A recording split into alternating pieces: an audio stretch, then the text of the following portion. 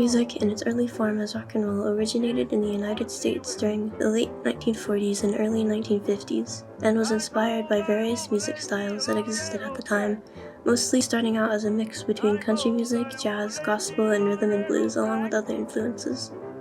The concept of rock music originated from Black culture, and many artists combined gospel-style harmonies and call-and-response singing with serious subject matters in a more aggressive rhythm.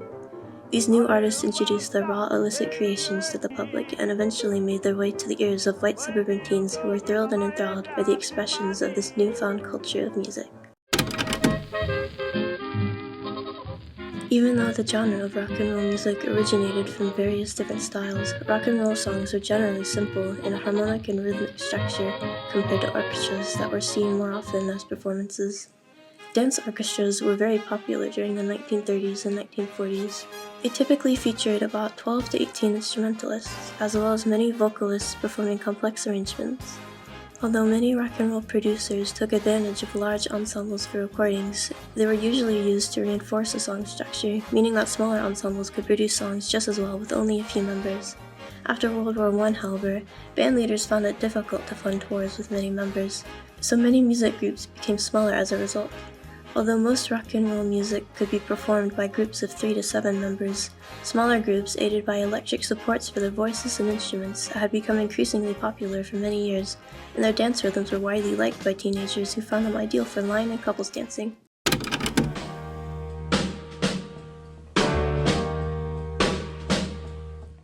In 1954, a new face became associated with the style of rock and roll. Elvis Presley started recording in Memphis in 1954. His first recordings featured only 2 guitars, a bass, and his voice, being one of the earliest smaller bands to become widely popular. He achieved national success in 1956, performing a mixture of country, blues, and pop.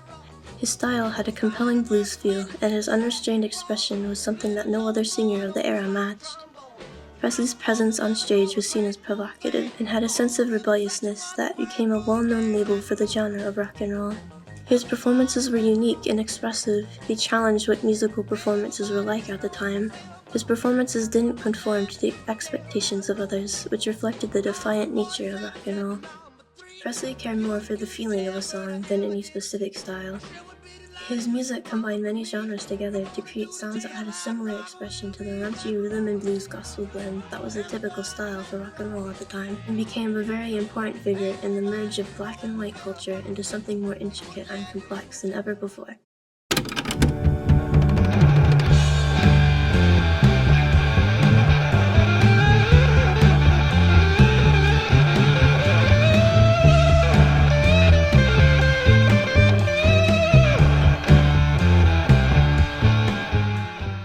The emerging rock and roll culture was brought with a wave of condemnations coming from religious leaders, government officials, and parents who branded the genre as the devil's music. From the moment rock and roll found its way onto radios and records, it was controversial, and most of this discourse was based in religion. Conservative leaders believed that this type of music was a threat to the church and integrity of the nation.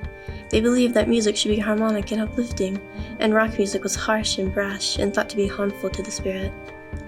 During a time where conformity was expected, many people also accused the rebelliousness and boldness of rock music to be related to communism, adding even more stigma to the genre. But even if religion and lack of conformity were no longer a reason for the disapproval of rock music, a big reason for its dislike would be racism. Rock and roll's origin, being rooted in the black gospel tradition, was seen by many as part of the problem. In the end, the industry's response to rock and roll was to sanitize it. Bands were created to wash out the rebellious nature of rock and roll, and popular musicians were persuaded to play tamer versions of their styles. By the end of the 1950s, even Presley had changed sides. Rock and roll's golden era was coming to an end and was entering a transitional period characterized by a more sophisticated approach. During the mid-1960s, this sophistication allowed this genre of music greater freedom than ever before, and inspired numerous music styles that would be known simply as rock. Why did I start playing the drums? I started playing the drums because my dad would always tell me stories about how he was in a band when he was a kid.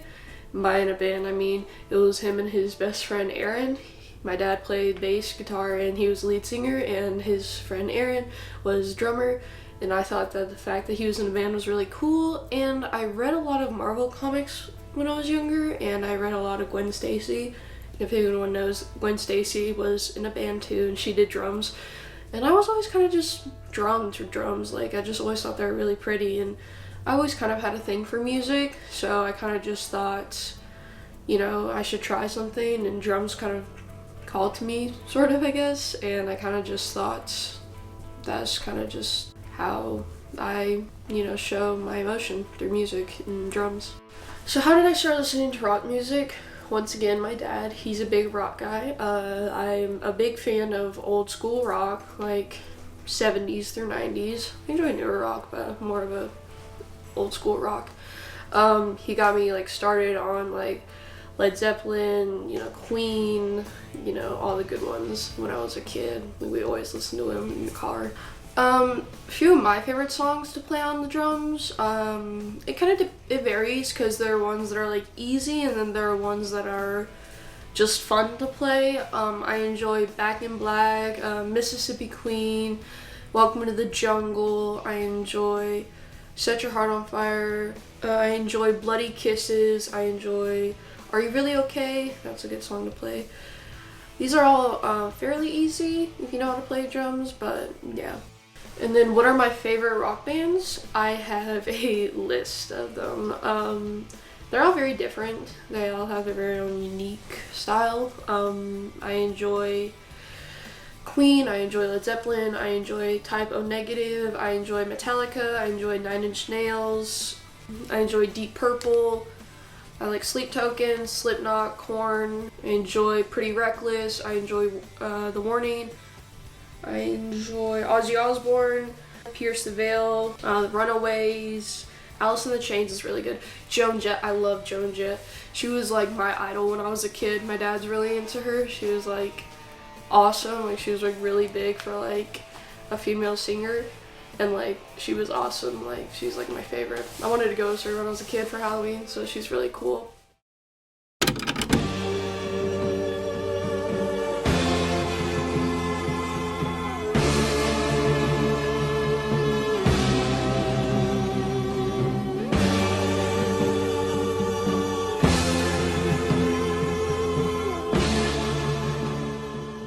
After the 1950s, rock and roll had evolved from being regional to becoming a national and international sensation, aided by the rise of radio, jukeboxes, and record players.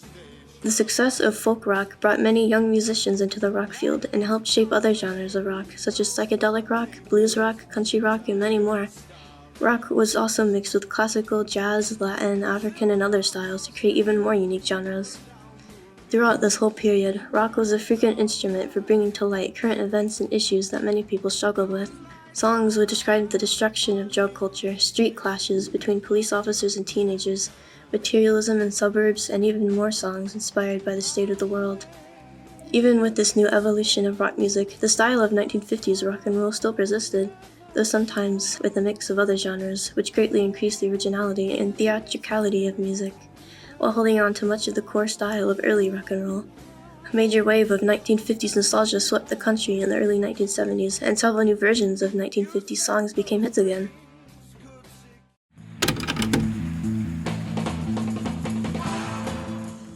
Modern concerts as we know them really came into being in the 1960s and are primarily fueled by rock and roll.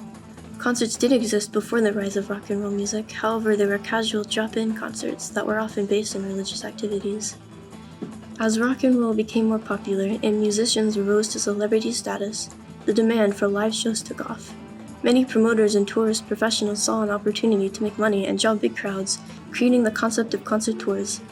Advanced ticketing, assigned seating, and massive arenas were built as a result of this popularity. Performers experimented with lights, fashion, and sound to attract more audience members and to make their performances more unique. Certain genres of rock began to gain popularity, and technical advancements gave artists more forms of expression and made concerts more impressive. The explosive growth of popularity in music in the 20th century influenced the popularity of concerts even more. Television expanded the global reach of rock music, outdoor festivals were attended by thousands of concertgoers, and large venues around the world were built for touring bands.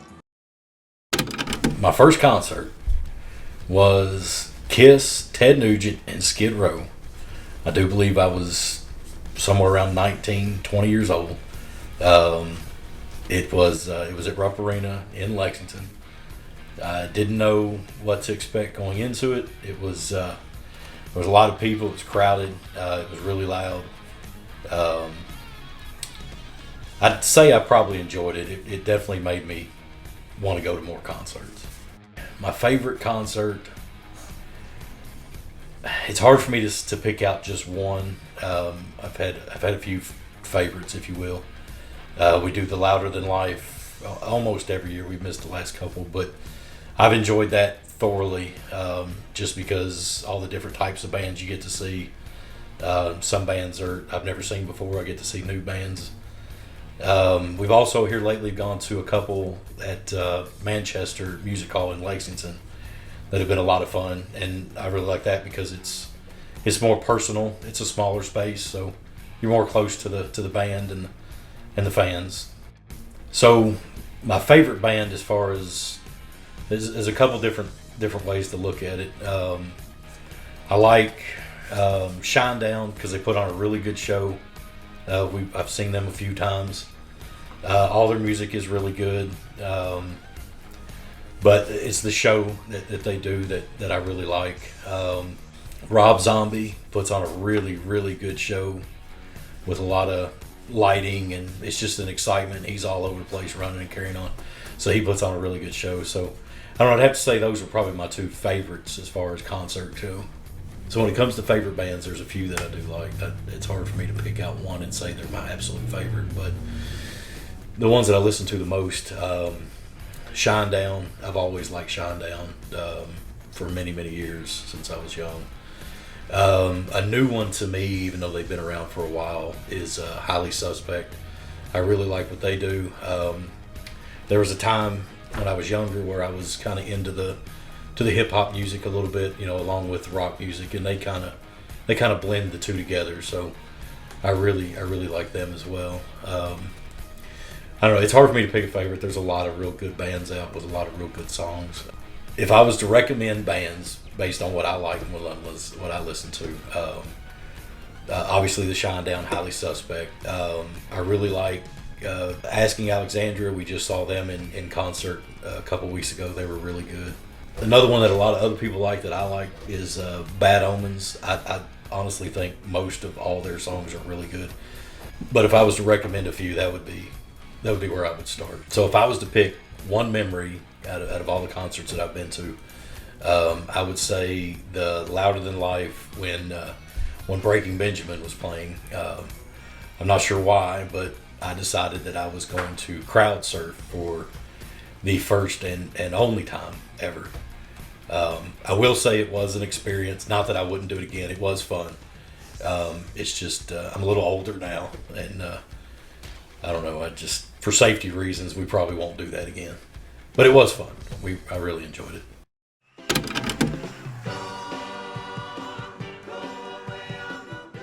Rock music has the ability to influence social and political changes, trends, fashion, slang, and has even challenged societal norms. Its ability to give a voice to the youth and its role as a form of protest has helped inspire many social and political movements. In a study made in 2018, rock music was found to be the overall favorite music genre according to consumers in the United States. Even with all of its setbacks, rock music was able to persevere and still holds an important role in the lives of Americans and many other people across the world. Rock music has given many people a way to express themselves and has helped unite them under a genre of music that has stood the test of time and will hopefully continue to bring people together.